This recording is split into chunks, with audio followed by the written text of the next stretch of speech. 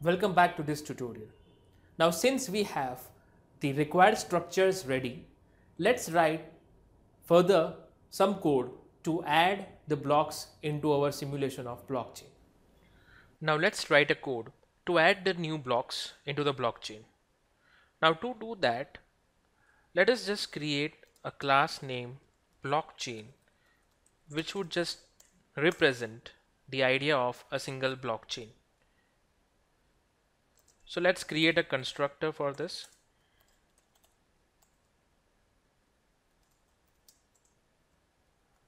And in this constructor, what I'll do is I'll add two things.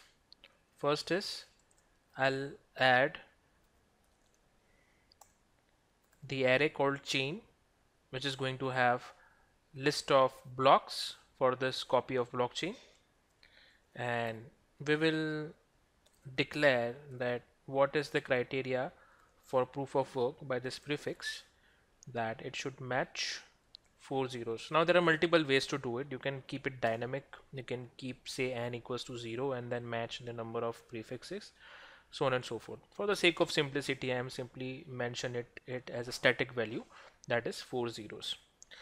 Let us define a new function, that is add new block, and this function will do the needful to add the data in a new block and add that block into the blockchain. So the argument is only the data part. Making the structure of the block and adding it to the blockchain will be responsibility of this function.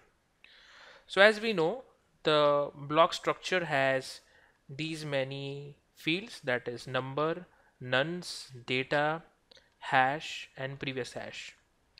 Now since data is what is being passed by the user, we will have to take care of the rest of the fields, that is number, nonce, hash, and previous value. So let's see what we can do for the same. So let's start with the number. So the number is going to be, let's say in this example we can start it with 0 and it will increment each time a block is added. So for the sake of simplicity, let's make the code as length of self dot chain. So if the length of the chain is 0, the first element will have the block number as 0. If the length is 1, it is going to be 1, so on and so forth. Let's keep the value of nonce as 0 right now. For the case of the hash value and the previous value, first let's check the case of the previous value. So we will see if the current block is the genesis block or not. If it is the genesis block, we will consider the previous pointer of that block as 0. So let's say if length of the current chain is equals to 0, then what we simply have to do is we have to say previous pointer is equals to 0.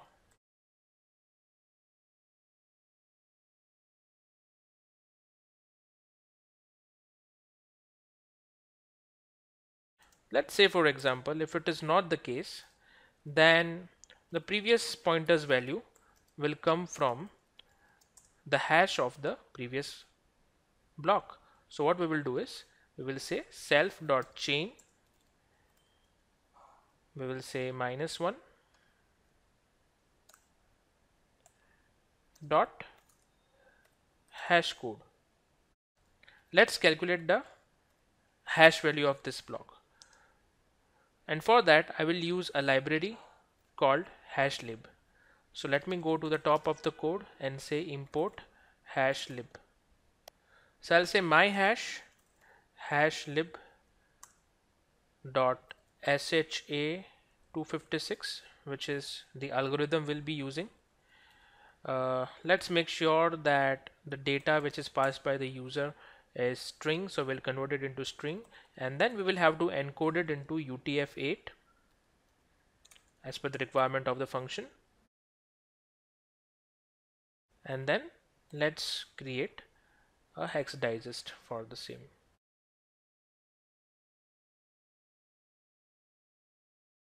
So now we can have a block instance being created, because now we have all the values we require to pass to the constructor. So the first argument will be number, second will be nonce, third will be the data which is passed by the user, fourth will be my hash, and fifth will be previous value. So we have all the values which we require, which we can pass to the constructor, and constructor is going to give us an object of block. So let's add this block. So once the block is created, let's add this block to the chain by saying self.chain.append, and then this block which we have created will be added. Let's write a code to print in the blockchain.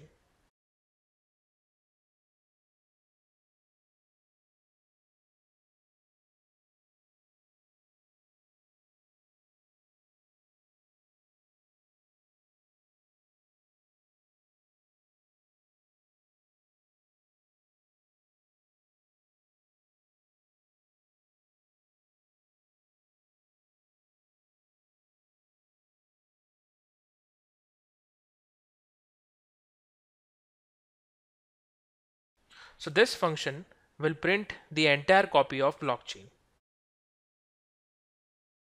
Let's create one more function for the mining process. So let's define a function called minedchain.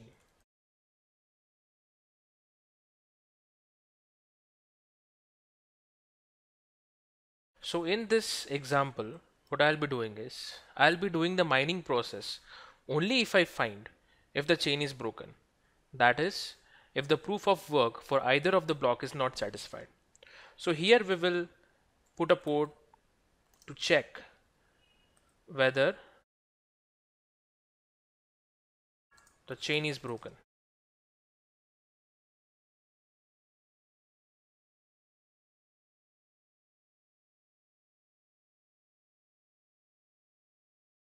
If it is broken,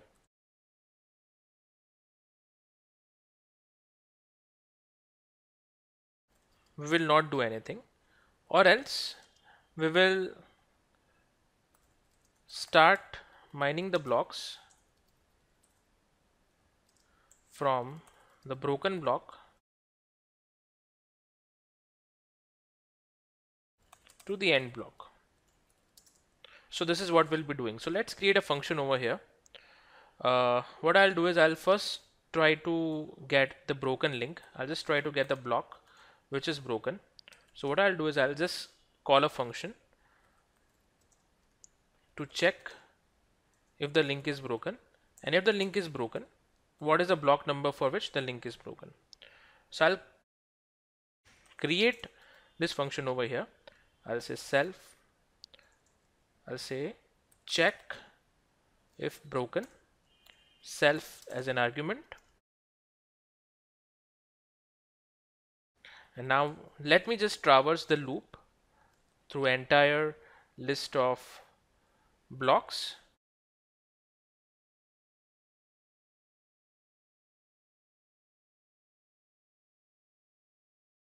And let me just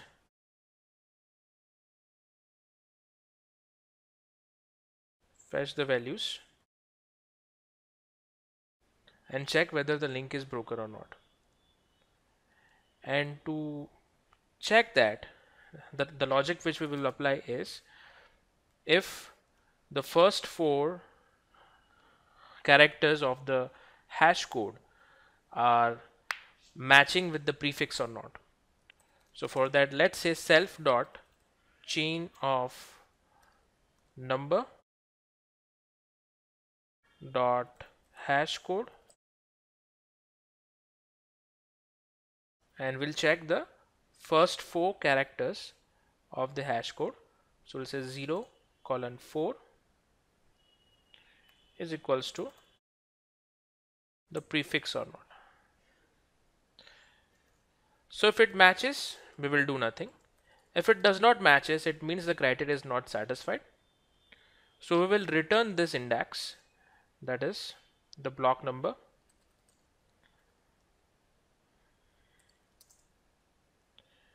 So this block will be returned to the place where we have called it. So broken link is nothing but the block which is broken and does not satisfy the proof of work as of now.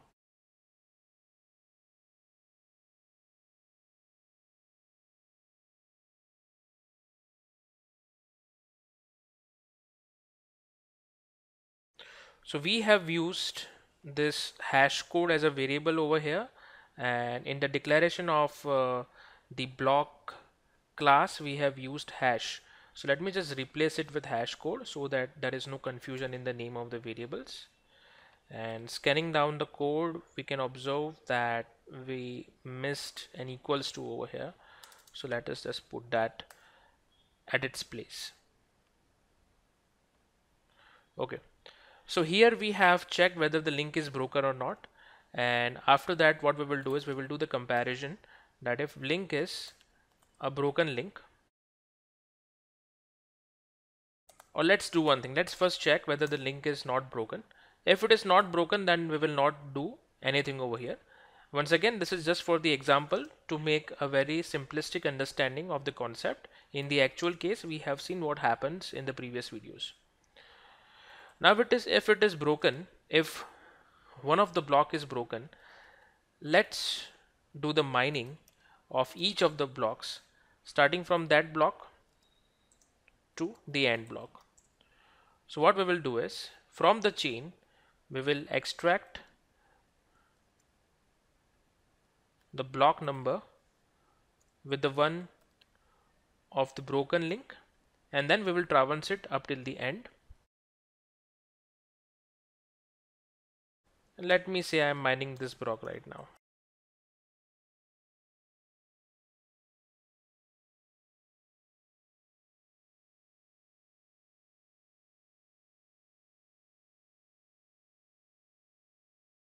And then let's call a function to mine this particular block and make sure that it matches the proof of concept criteria. So let's declare this function first, where we will mine this particular block.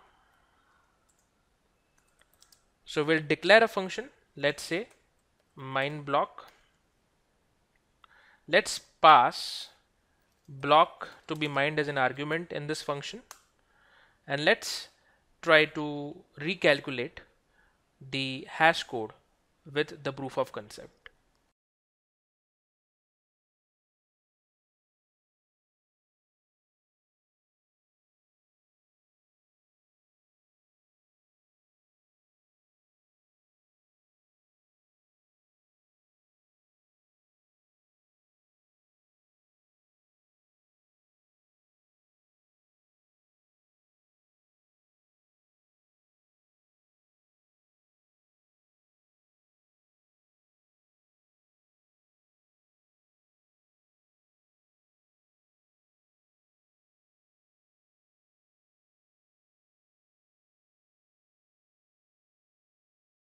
So now we will execute a loop, and we will keep on executing a loop until we find a value of nonce which starts from 0, and until we find the value of nonce such that the criteria for the proof of work matches. So let's start the loop from here, and in this loop we will have the condition whether the hash matches with our prefix or not. So let me just copy and paste the same code from above and paste it over here, and each time it will check, and if it does not matches, it will increment the nonce value,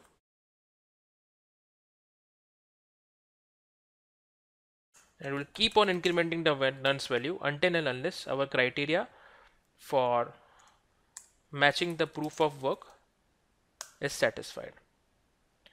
And after it is done, after it finds that value, we'll put this value as the hash code of that particular block. So I'll say self.chain.block number, that is we will put this hash code in that particular block which we said was broken, and we will set my hash at the hash code of that particular block.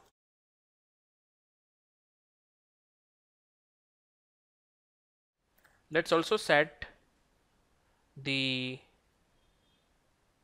particular nonce value.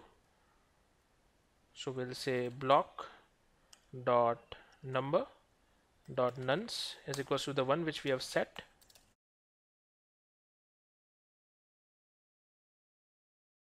and let us also set the previous value.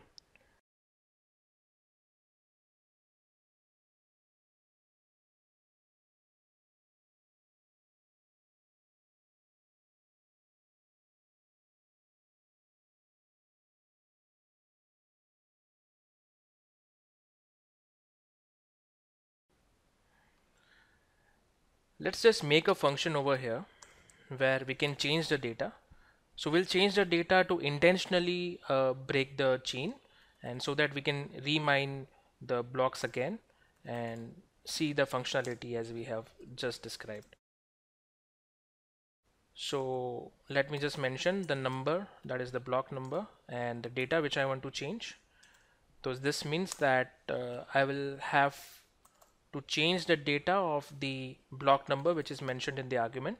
So I'll say change the chain of number dot data is equals to data, and let me also, so will also have to change the hash code since the data is changed. So let me also change the hash code.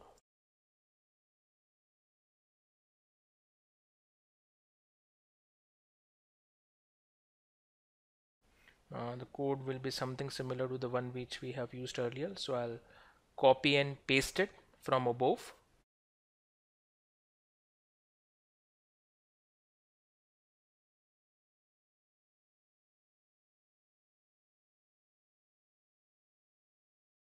So yes, this is how we will change the data of a given block. So let's review the code again.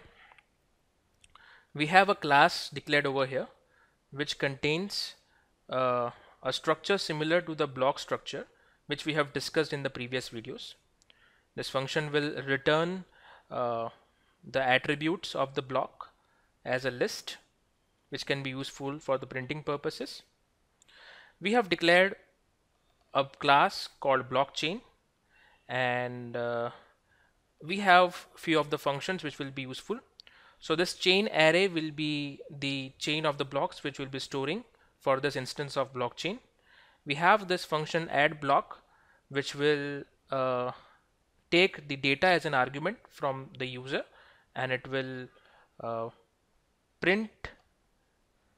So we have this function called add block which will take the data as an argument from the user, and it will construct the structure of the block, and it will set the structure of block, and it will add it to the blockchain. This function is for the printing purposes only. We have a mine chain function which we will mine, in which we will first check whether the chain is broken or not. If the chain is broken, only in that case we will mine the blocks starting from that block which was broken up till the end block. Next is, this is the individual function which we will call for each of the blocks to be mined. This function is used to check whether the chain is broken or not.